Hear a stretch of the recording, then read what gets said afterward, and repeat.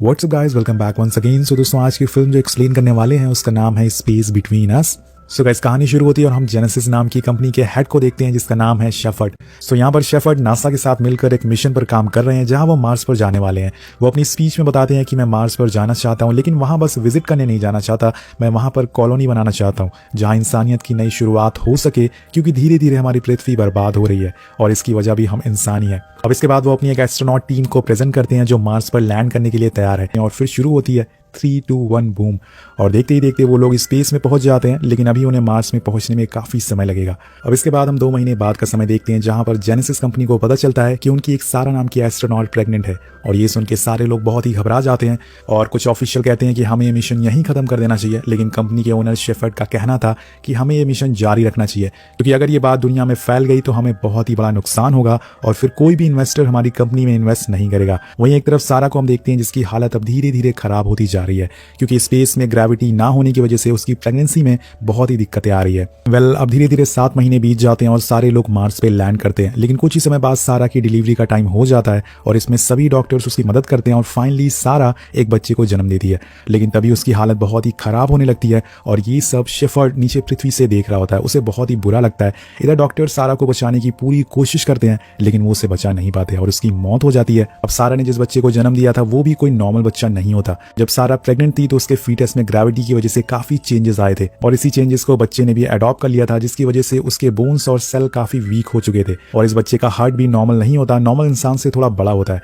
अगर इसे पृथ्वी पर लाया गया तो ये सर्वाइव नहीं कर पाएगा। कंपनी के सीईओ शेफर्ड बोलता है कि हमें इस बच्चे को सीक्रेटली वहीं रखना होगा, पूरी मीडिया से छुपाकर।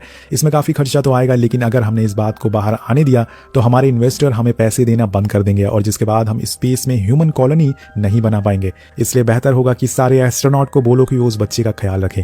अब सीन शिफ्ट होता है और हम 16 साल बाद का समय देखते हैं। अब उस बच्चे का नाम गार्डनर रख दिया जाता है। गार्डनर अब बड़ा हो चुका है, लेकिन वो हमेशा से मशीनों में ही उलझा रहता है। वेल गाइस, अब इसकी वजह आपको पता ही होगी। अब कोई बच्चा अपने बचपन से इतनी एडवांस मशीन और रोबोट के बीच में बड़ा हुआ हो, उसे साइंटिस्ट ने पाला हो, तो उसे मशीनों से काफी लगाव हो जाता है और गार्डनर भी कुछ इसी तरह का था। अब एस्ट्रोनॉट की टीम में एक केंड्रा नाम की एस्ट्रोनॉट होती है जो गार्डनर से काफी क्लोज होती है।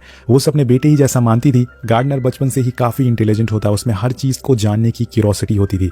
वो हमेशा खुद की खोज में लगा रहता था। उसकी मॉम कहाँ से आई है और कौन थी ये जानने में वो हमेशा बिजी रहता था। अब एक दिन वो चुपके से लॉकर रूम में घुस जाता है और जहां उसे अपनी माँ सारा का भी लॉकर मिलता है, जिसके बाद वो उसके अंदर रखी सारी चीजों को अपने रूम में लेके आता है, जिसमें उसे अपनी माँ की एक रिंग मिलती है जो वो पहन लेता है और साथ साथ में उसे एक पेन ड्राइव भी मिलती है जिसमें कुछ फोटोज और वीडियोज होती हैं। और एक वीडियो में गार्डनर देखता है कि सारा एक आदमी के साथ है और वो समझ जाता है कि ये कोई और नहीं बल्कि उसके डैड है और ये देखकर वो रोने लगता है। अब वो अपने डैड को किसी भी हालत में ढूंढना चाहता है, उनसे मिलना चाहता है। अब इसके बाद हम एक टल्सा नाम की लड़की को देखते हैं जो अर्थ पर रहती है और गार्डनर कई महीनों से उसे चैट पर बातें कर रहा है। उसे नहीं पता होता कि गार्डनर मार्स से उससे बातें कर रहा है। टल्सा अपने बारे में काफी चीजें गार्डनर को बताती है, जैसे कि वो एक बिंदास तरह की लड़की है और हमेशा से खुश रहना चाहती है, लेकिन गार्डनर उसे प्रॉमिस करता है कि वो एक दिन उससे मिलने जरूर आएगा। अब सीन शिफ्ट होता है और हम देखते हैं कि गार्डनर एक स्पेस कार से अपनी माँ सारा की ग्रेव पर जा रहा है। वो वहां पहुंचकर उन्हें मिस करता है, लेकिन उसे गुस्सा भी आता है कि कोई उसकी माँ के बारे में उसे कुछ नहीं बता रहा है। इसलिए वो कार को बहुत ही तेज चलाने लगता है और तभी उसकी कार पलट जाती है और ऑक्सीजन पाइप फट जाती है, जिससे उसका दम घुटने लगता है। लेकिन तभी वहां केंद्रा आ जाती है जो उसे बचा लेती है और उसे फौरन स्टेशन लेके आती है और आने पर वो उसे काफी डांटती है, उस पर काफी चिल्लाती है। केंद्रा उससे कहती है कि वो उसके लिए बहुत ही इंपॉर्टेंट है और वो उसे बहुत प्यार करती है। जब केंद्रा उसके रूम में जाती है तो उसके टेबल पर सारा और उस आदमी की फोटो देखती है, जिसे देखकर वो समझ जाती है कि अब गार्डनर खुद की तलाश में है और उसे भी पृथ्वी पर जाने का हक है।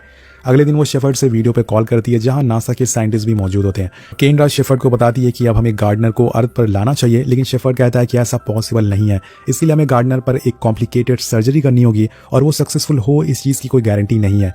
अगर वो धरती पर आया तो उसकी जान जा सकती है। लेकिन वहीं पर खड़ा टॉम, जो कि नासा का साइंटिस्ट होता है, वो कहता है कि मैं तुम्हारी परमिशन नहीं मांग रहा हूँ, मैं तुम्हें बता रहा हूँ, हम गार्डनर को धरती पर ला रहे हैं। और केंद्रा जब ये बात गार्डनर को बताती है तो उसे सुनकर वो बहुत ही खुश होता है कि फाइनली वो अपने डैड से मिलने जा रहा है। जिसके बाद हम देखते हैं कि गार्डनर की सर्जरी स्टार्ट हो चुकी है और उसकी फिजिकल स्ट्रेंथ को भी बढ़ाया जाता है और फिर कुछ दिन बाद आखिरकार वो समय आ जाता है जब वो अर्थ पे आने वाला होता है। उसके थोड़ी देर पहले तलसा को वो कॉल लगाता है और उसे बताता है कि वो जल्द ही उससे मिलने वाला है। अब हम देखते हैं कि गार्डनर के साथ केंड्रा भी अर्थ पर आने वाली है। दोनों बीच रास्ते में एक दूसरे के बारे में काफी चीजें जानते हैं। वहीं एक तरफ शेफर्ड भी बार बार उन लोगों की दूरी को चेक करता है। और वेल गाइस, हमें पता चलता है कि स्पेस शटल अब लैंड हो चुका है और कुछ ही देर में गार्डनर अपना पहला कदम पृथ्वी पर रखेगा। अब उसे एक चश्मा पहनाया जाता है ताकि उसकी आंखें नॉर्मल रहे, उसकी आंखें रोशनी से चुभे ना। अब कुछ दिन बाद उसके काफी सारे टेस्ट किए जाते हैं ताकि नासा पता लगा सके कि असल में यहाँ सर्वाइव कर पाएगा या फिर नहीं, और इस टेस्ट में वो फेल हो जाता है, जिसके बाद उसे दोबारा मार्स पर भेजने की तैयारी होने लगती है। लेकिन जब इसकी खबर गार्डनर को लगती है तो वो एक रात वहां से चुपकी से भाग जाता है और बाहर आ जाता है। लेकिन उसके साथ ये असल में पहली बार हुआ था और वो बिना ऑक्सीजन मास्क के इतने आराम से घूम रहा होता है। वो रोड के बीच में उछलने लगता है, क्योंकि ऐसा अगर वो मार्स पे करता तो वो हवा में उड़ने लगता। लेकिन यहाँ ऐसा नहीं हो रहा था और ये सब महसूस करके उसे बहुत ही खुशी मिलती है। वो हर छोटी बड़ी चीज को एनालाइज करता है और थोड़ी देर बाद वहाँ बारिश होने लगती है। अब उसने मार्स पर कभी बारिश होते हुए नहीं देखा था, इसलिए ये भी उसके लिए एक नया एक्सपीरियंस होता है। वो बहुत ही खुश होता है। और वहीं दूसरी तरफ केंड्रा शेफर्ड को बताती है कि वो टल्सा नाम की लड़की से बातें करता था और वो जरूर उसी से मिलने गया होगा, जिसके बाद वो दोनों उसे ढूंढने में लग जाते हैं। अब इतनी दूर ट्रैवल करने के बाद गार्डनर फाइनली टल्सा के कॉलेज पहुंचता है और वहां उसे देख के टल्सा शॉक हो जाती है। वो उसे एक जोरदार थप्पड़ मारते हुए बोलती है कि तुम पिछले 7 महीने से गायब हो। मैंने तुम्हें कितने मैसेज किए, कितने मेल किए, लेकिन तुम्हारा एक भी जवाब नहीं आया। अब गार्डनर कहता है कि मैं एक ट्रिप की वजह से तुमसे बात नहीं कर पाया। उसे पता नहीं होता कि ये ट्रिप मार्स से पृथ्वी तक की थी। अब वो दोनों गले मिलते हैं। इसके बाद गार्डनर भी उसके साथ ही क्लास में बैठ जाता है। अब क्लास खत्म होने के बाद टल्सा उसे पूछती है कि तुम असल में कहाँ से आए हो। तो वो उसे अपनी सच्चाई बताता है और कहता है कि मैं मार्स से आया हूँ, मेरी मॉम की डेथ हो चुकी है और मैं यहाँ अपने डैड को ढूंढने आया हूँ। और ये सुनकर टल्सा को ये सब मजाक लगता है कि वो मार्स से आया है, लेकिन वो फिर भी उसकी हेल्प करने को तैयार हो जाती है। वो उसे लेके अपने घर जाती है, जहाँ वो कुछ पैसे लेती है। लेकिन इसी बीच हम देखते हैं कि वहां पर केंड्रा और शेफर्ड आ जाते हैं और वो दोनों गार्डनर को देख लेते हैं। केंड्रा उसे अपने साथ चलने को कहती है और उसे बताती है कि तुम यहाँ के एनवायरनमेंट में नहीं रह सकते हो, तो तुम्हारी तबीयत खराब हो जाएगी और चलो हमारे साथ। लेकिन गार्डनर बोलता है कि मैं अपने डैड को ढूंढे बिना यहाँ से नहीं जाऊंगा। और इसके बाद शेफर्ड उसके पास आने की कोशिश करता है, लेकिन तभी टल्सा अपने बैकयार्ड में रखे एक पुराने से प्लेन को स्टार्ट करती है और गार्डनर को उसमें बैठने को कहती है। अब सीन शिफ्ट होता है और हम गार्डनर और टल्सा को देखते हैं। दोनों एक कार रेंट पर लेते हैं और आगे का सफर शुरू करते हैं। लेकिन ये सफर गार्डनर के लिए काफी अमेजिंग होने वाला था। अब रास्ते में टल्सा उससे दोबारा पूछती है कि तुम कहाँ से हो, तो गार्डनर उसे वही जवाब देता है कि वो मार्स पर पैदा हुआ है। अब ये सुनकर टल्सा बहुत ही गुस्सा हो जाती है और कार से बाहर आ जाती है। लेकिन गार्डनर के बहुत समझाने पर उसकी मदद करने के लिए मान जाती है। अब दोनों निकल जाते हैं आगे के सफर के लिए। लेकिन इनके पास ना तो सारा का हस्बैंड का एड्रेस था और ना ही उसका नाम। लेकिन गार्डनर के पास उसकी माँ की रिंग होती है जिसमें कुछ लिखा हुआ होता है। अब टल्सा उसके बारे में नेट पर सर्च करती है तो उसे उसके बनाने वाले का पता चल जाता है और ये भी पता चलता है कि ये काफी खास तरह की वेडिंग रिंग है।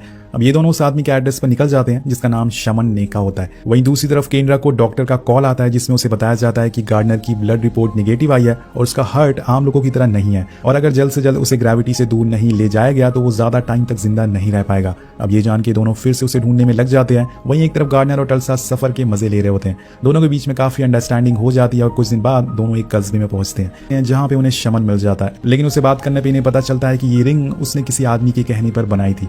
टल्सा उस आदमी का एड्रेस लेती है जो असल में समरलैंड में होता है, जिसके बाद ये दोनों एक बार फिर से नए एड्रेस के लिए निकल जाते हैं। अब रास्ते में ये लोग लॉस वेगस रुकते हैं जो कि देखने में बहुत ही खूबसूरत होता है। लेकिन तभी गार्डनर की तबीयत बिगड़ना चालू हो जाती है और वो बेहोश हो जाता है। तो टल्सा फौरन उसे एडमिट करने ले जाती है। लेकिन जब वहाँ डॉक्टर उसे चेक करते हैं तो वो टल्सा को बताते हैं कि ऐसा इंसान हमने पहली बार देखा है क्योंकि इसका हार्ट, इसकी बोन्स बहुत ही अलग तरह की है, इसमें अलग तरह की सर्जरी की गई है। अब ये सुन के टल्सा को यकीन हो जाता है कि जो भी गार्डनर कह रहा था वो सच है, वो सच में मार्स से आया है। अब गार्डनर को जैसे ही होश आता है तो उससे कहती है कि हमें अब केंड्रा को कॉल लगानी चाहिए क्योंकि तुम्हारी तबीयत अब सही नहीं है। लेकिन गार्डनर अभी भी अपने डैड को देखने की जिद में ही था। जिसके बाद वो दोनों समरलैंड के लिए निकल जाते हैं। जब गार्डनर घर के अंदर जाता है तो वहां उसे वही आदमी दिखता है जो फोटो में था। वो उसे बहुत ही खुशी से देखते हुए कहता है कि मैं सारा का बेटा हूं, जब वो मुझे जन्म दे रही थी तो उनकी मौत हो गई। अब ये सब सुनकर वो आदमी बहुत ही ज्यादा कंफ्यूज हो जाता है। उसे लगता है कि उसके साथ कोई प्रैंक चल रहा है, जिसकी वजह से वो उन दोनों से बोलता है कि तुम यहाँ से चले जाओ वरना मैं पुलिस को बुलाऊंगा। लेकिन गार्डनर उसे समझाने की कोशिश करता है कि वो उसका बेटा है। अब आदमी बोलता है कि मैं तुम्हारा डैड नहीं हूँ और सारा का कोई भी बेटा नहीं था, उसकी तो स्पेस में सूट फेलियर से मौत हो गई थी। जैसे कि हम सभी जानते हैं कि ये बात सभी से छुपाया गया था कि सारा की मौत कैसे हुई है, मगर इसके पीछे की सच्चाई किसी को भी पता नहीं थी। अब ये सुनकर गार्डनर पूरी तरह से टूट जाता है और भागते हुए समुद्र के पास चला जाता है। लेकिन टल्सा अभी भी वहीं थी। वो उस आदमी से गुस्से में आके कहती है कि तुम्हें पता भी है क्या, ये कहां से आया, ये मार्स से तुम्हें ढूंढता हुआ यहाँ आया है, तुम उसे क्यों नहीं बोल देते कि तुम ही उसके डैड हो। तो वो आदमी बोलता है कि तुम ये क्या बोल रही हो, ऐसा कुछ नहीं है, मैं सारा का हस्बैंड नहीं बल्कि उसका भाई हूँ। और ये सुन के टल्सा हैरान हो जाती है। वो भागते हुए गार्डनर के पास जाती है और उससे बताती है कि वो तुम्हारे डैड नहीं बल्कि तुम्हारे अंकल है। लेकिन गार्डनर को इस बात का कोई भी फर्क नहीं पड़ता। वो टल्सा से कहता है कि यहाँ वो अपनी माँ को फील कर सकता है और वो यहीं मरना चाहता है। अब ये बोल के वो पानी के अंदर जाने लगता है और देखते ही देखते वो काफी गहराई में चला जाता है। लेकिन तभी वहां शेफर्ड आ जाता है और उसे पानी से निकाल के उसे फौरन CPR देता है और उसे होश में लाता है। और जैसे ही गार्डनर होश में आता है उसे देख के उसे पूछता है कि मेरी माँ कैसी थी। तो वो बोलता है कि वो बहुत ही ब्रेव थी और उसे किसी बात का डर नहीं था। गार्नर उसे पूछता है कि तुम ही मेरे डैड हो ना, तो उसके जवाब में शेफर्ड बोलता है कि हाँ। वेल यहाँ पर पूरी मूवी का प्लॉट खुल जाता है। शेफर्ड बोलता है कि मैं तुमसे हमेशा से मिलना चाहता था, लेकिन चीजें मेरे हाथ में नहीं थी और इसी वजह से मुझे खुद पे गिल्ट फील होने लग गया था, लेकिन आज मैं तुम्हें कुछ नहीं होने दूंगा। अब गार्डनर भी उसे अपना डैड मान लेता है, लेकिन यहाँ उसकी हालत बहुत ही खराब हो चुकी थी। अब जितनी जल्दी हो सके उसे ऑर्बिट से दूर ले जाना होगा, ग्रेविटी से बाहर ले जाना होगा। इसके बाद फौरन उसे एक स्पेस शटल के पास ले जाया जाता है और उसे एक टेक ऑफ करके सीधा ऑर्बिट के बाहर ले जाया जाता है। और फाइनली दोस्तों वो ग्रेविटी से बाहर आ जाता है और ग्रेविटी ना होने की वजह से सभी चीजें हवा में उड़ने लगती है। लेकिन वही गार्डनर अब धीरे धीरे ठीक होने लगता है क्योंकि वो फिर से अपने इन्वायरमेंट में आ गया था और कुछ देर बाद उसे पृथ्वी पर दोबारा लाया जाता है, जहां उसे पूरी तरह से तैयार करके अब मार्स पर भेजने की तैयारी की जाती है। वो जाने से पहले केंड्रा से मिलता है और केंड्रा कहती है कि मैं तुम्हें मिस करूंगी। गार्डनर कहता है कि आप बेस्ट मॉम हो जो मेरे पास नहीं थी। अब ये सुनकर केंड्रा बहुत ही इमोशनल हो जाती है और जिसके बाद केंड्रा शटल में बैठ के मार्स के लिए निकल जाता है। लेकिन जब वो टल्सा को आखिरी बार गुड बाय बोलता है तो उसकी भी आंखों में आंसू आ जाते हैं। अब गार्डनर पृथ्वी को छोड़कर नहीं जाना चाहता था, लेकिन उसके पास कोई ऑप्शन नहीं था, इसलिए अब मार्स के लिए निकल जाता है और उसके साथ उसके डैड शेफर्ड भी होते हैं। वेल कुछ दिनों बाद का समय हम देखते हैं जहां टल्सा के पास जाती है और उसे बताती है कि वो अब रिटायर हो गई है और चाहती है कि टल्सा उसके साथ रहे। वो उसे अडॉप्ट करना चाहती है और ये सुनकर टल्सा भी काफी खुश होती है। जिसके बाद वो उसे एस्ट्रोनॉट बनने की ट्रेनिंग देती है ताकि वो गार्डनर से फ्यूचर में मिल सके। अब सीन शिफ्ट होता है और हम दोनों बाप और बेटी को देखते हैं जो मार्स पर होते हैं, जिसके साथ ये कहानी यहीं खत्म हो जाती है। तो आपको ये कहानी कैसी लगी नीचे कमेंट करके जरूर बताएगा। मिलते हैं आपसे अगली वीडियो में। Thank you so much watching. Peace out.